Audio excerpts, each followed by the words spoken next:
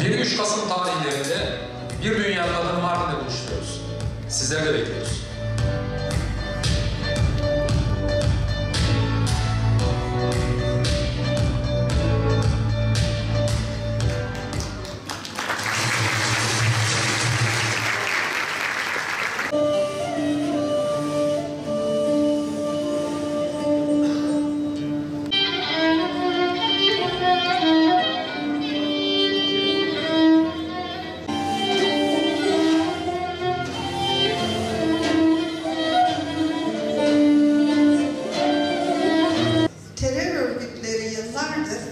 Yükselen bu ışığın üzerini kalın bir perde ile örtmeye çalıştı.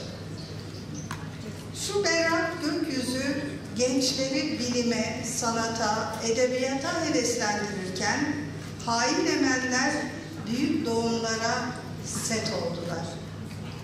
Nice insanımızı teröre kurban verdik. Hepsine Rabbimden rahmet diliyorum. Geride kalan anıların, eşlerin, evlatların acısını paylaşıyorum. Devletimiz terörün kaynaklarını yok etmek, yaşamı korkudan arındırmak için tüm gücüyle mücadele ediyor. Terör örgütleri buradan yükselen ışığı asla söndüremeyecekler. Bizler hep birlikte Türk, Kürt, Arap ayrımı yapmadan umutsuzluk ve korkuyu bu topraklardan sileceğiz inşallah.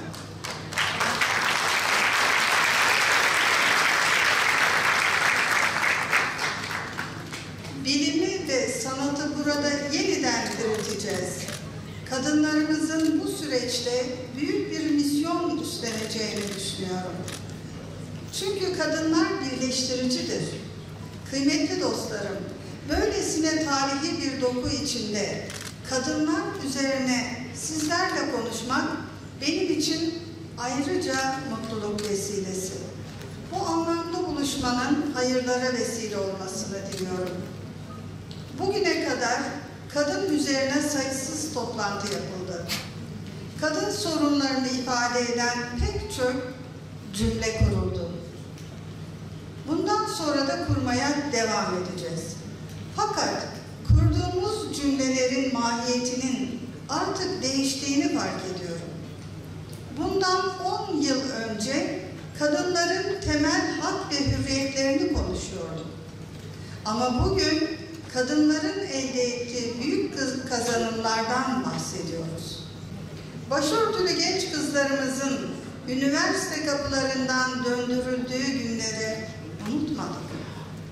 Etnik aidiyetleri nedeniyle dışlanan kadınlar içimizde hala bir yaradır. Devlet dairelerine giremeyen, mesleklerinden men edilen kadınlar hepimizin hafızasında. Ne mutlu ki bugün demokratik haklar hepsine iade edildi. Telafisi imkansız büyük kayıplar olsa da bu mücadele sonucunda yeni nesillerin geleceğini teminat altına aldık. Burada şu hususa özellikle değinmek istiyorum. Bütün bu çabalar içinde unutulmamalıdır ki Rabbimiz kadınlara anne olmak gibi çok özel bir imtiyaz bahşetmiştir. Bu güzel hediyenin hakkını vermek de yine kadınlara düşüyor. Bu noktada kadınlara pozitif ayrımcılık sağlayarak işlerini kolaylaştırmalıyız. Esnek çalışma saatleri, doğum ve süt izni, kreş hizmetlerine erişim gibi imkanlar hayatlarının doğal bir parçası olmalı.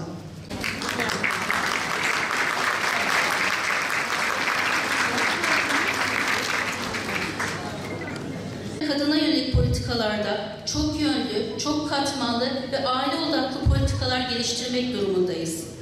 Aile ve toplum hayatıyla bütünlük arz etmeyen bir kadın politikasının kalıcı çözümler getireceğine inanmıyoruz. Aile yapısındaki hızlı değişimin bütün dünyanın ortak meselesi ve modernleşme her adımda toplumun temel yaşam birimi olan aileye de yön vermekte. Bu doğrultuda kadını, aileyi, vatanı ve dünyayı gözüyle bakmalı ve çalışmalarımızı buna göre şekillendirmeliyiz. Tamam, makam geçiş yapacak. Bu arkadaşlar. Biraz geri geçelim ki araç geçiş yapsın. Buyurun.